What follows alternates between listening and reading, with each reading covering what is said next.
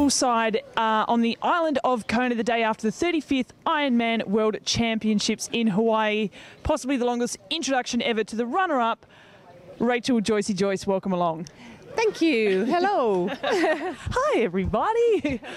First of all, how are you actually feeling today? Has it all sunk in? How's the body feeling? And see, you've got a little bit of a wetsuit rash sort of thing going on there. Yeah, I look like I've been attacked. Other than that, that's the major thing, and a dodgy toenail, but I don't feel too bad. I'm sure I'll start to swell up later on today.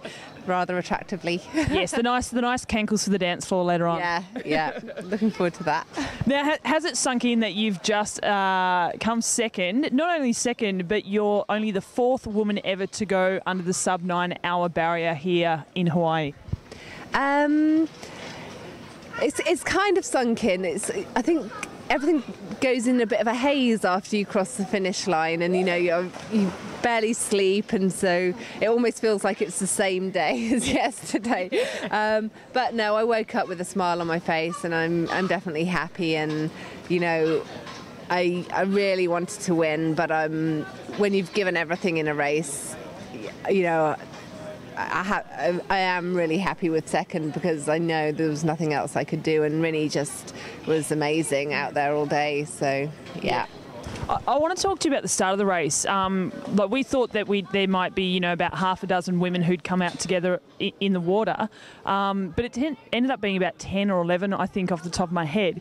Do you think it's because there's a few extra stronger swimmers this year, and that sort of brought everyone together and managed to, hold on to toes a little bit longer? Yeah, no, I think so. I think everyone is in the women's field is aware that the dynamic of the women's race is changing. So you've got more stronger swimmers, and then you've got the people who maybe were on the cusp of making that first pack, and then they realise how important it is. I mean, having missed the front pack last year, I've definitely been working on making sure that doesn't happen again. And it seems like a lot of people have been doing the same thing. And then once a pack gets bigger, it's much easier to stick to some feet. So. And then out on the Queen K, how important is it to have a pack riding out there, and how did that affect your race? I mean, you took the lead quite a few times and tried to get to the front, and you attacked quite a few times, then sat back a little bit. How did it affect your race plan, or you just sort of went with the flow? I mean, the pack was definitely bigger than I thought it was going to be, and we had a tailwind for the majority of the time out to Harvey, and just tactically, I know it's when you've got a pack that big, attacking in with a tailwind it's not going to work. So I just I tried to be patient, and going into it, I always knew I would want to kind of be attack the bike. I didn't want to just sit in, and it was when we got a headwind going down from Harvey. We still had a massive pack, and I really wanted to whittle it down a bit. So it took a few attacks to get there, but I think coming out of Kauai, then it was Meredith, who's super strong. She was awesome on the bike yesterday, and Jody came as well, and I think we managed to start getting a bit more time into the others on the way home. Yeah.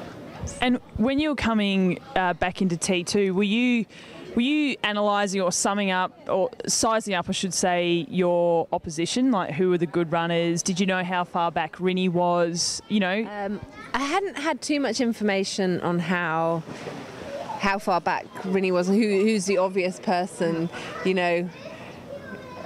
In hindsight, I probably needed 15 minutes, and 8 wasn't enough.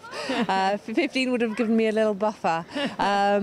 But yeah, I'm aware of who the strong runners are, and I don't discount anyone, but I definitely was aware. Yvonne's had some good runs, so I was aware of her. Liz is obviously a really good runner, and I knew she wasn't very far back. And Caroline is good. I was surprised she wasn't with us in when we made the break, but it turns out she's had some nutrition problems.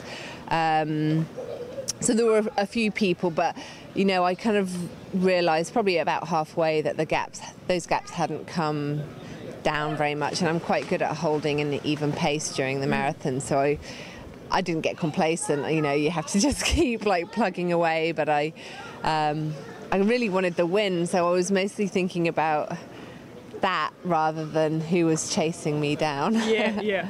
And then you said in the press conference yesterday that you heard the chopper ahead and you saw the media vehicles and you thought, oh, here we go, this is where the pass is going to happen. What was going through your mind when she did pass? Because I know you said that you managed to hold pace and then actually draw her back in for a little bit. Yeah. Did you want to up the ante and just give it a crack? In a marathon, it's very much about, hello. We're going to keep that in, stuff. Yeah. For me, like at that point in the marathon, I think I'll get my fastest marathon by, there's tactics, but Rinny was going significantly faster than me. I mean, you only have to look at how quickly she closed an 8-minute gap, and so, and she's smart. She was gonna make sure she was going significantly quicker when she went past, and I couldn't hold on to that pace, but. I just tried to stay very much in the moment and go as quickly as I could at every possible time. And I actually started to feel a bit better kind of in that 25k time after 25k. And, I had hope that, you never know what's going to happen. So I just kept trying. And, with about 4 miles to go, I knew it wasn't going to happen. And, I just tried to enjoy the last few miles and soak up the atmosphere. And what did she say? We saw her give you a tap on the back. What did she say when she went past? A good day for it. Beautiful day for a trot. Yeah. So let's just quickly talk about those sort of the dying for sort of 4K or so where you did soak it all in. Yeah. Is that when it really did hit home that you're about to be a runner-up? And did you know that you were going to go under the sub 9 hour, which is, that's a massive milestone in the history of the sport? I knew on the bike it was a fast day, and I kind of worked out, as soon as you do a sub 5 bike, it could be on the cards. So, but that wasn't my focus. I wasn't really thinking about times. It's always nice to get an 8 something. Yeah. It's always nice to get to the finish line as quickly as possible. So yeah. And you've brought along your sponsor here today that got you through your race yesterday. Yeah, I had a good few powered bar gels yesterday, and I might not have one for a little while. That's the thing at the press conference. They then go and give you exactly what you've been drinking on course. And it's like the last thing you want, right? Exactly. Yeah.